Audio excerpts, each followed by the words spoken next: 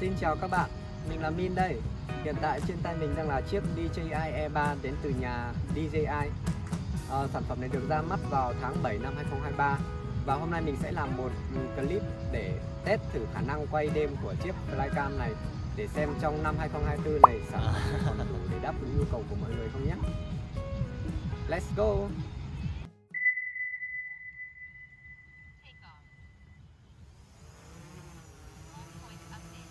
Đầu tiên chúng ta cùng điểm qua một chút về thông số của camera trên chiếc drone này nhé.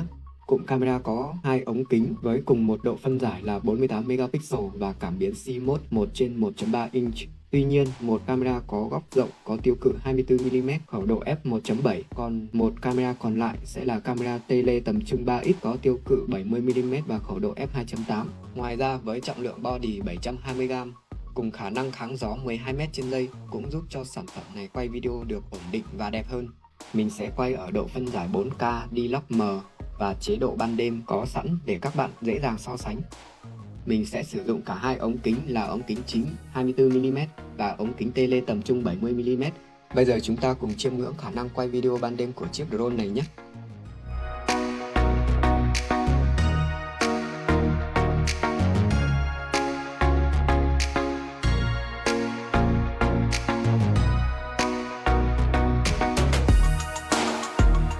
Với ống kính chính khẩu độ f1.7 thì việc ghi lại được những thước phim đẹp vào ban đêm không phải là điều quá khó khăn.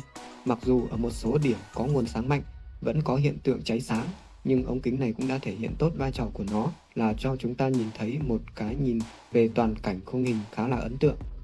Còn đối với ống kính tele 3x khẩu độ f2.8 thì việc thu sáng sẽ trở nên khó khăn hơn, hình ảnh có thể sẽ nhiễu hạt nhiều hơn. Tuy nhiên, với vai trò của ống kính là tập trung vào một chủ thể hoặc một khung cảnh nhất định, như trong video này thì mình thấy khả năng của ống kính này không hề tệ. Ngoài ra, việc quay video ở định dạng file D-Log M cũng giúp cho chúng ta có nhiều chi tiết hơn trong video và việc chỉnh sửa hậu kỳ cũng trở nên dễ dàng hơn.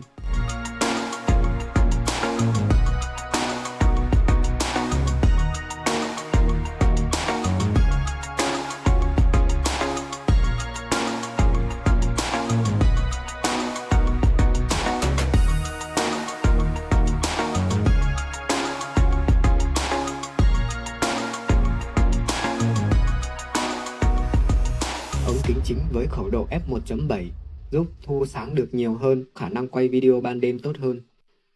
Còn ống kính tele 3x sẽ cho ra những thước phim mang tính chất điện ảnh hơn.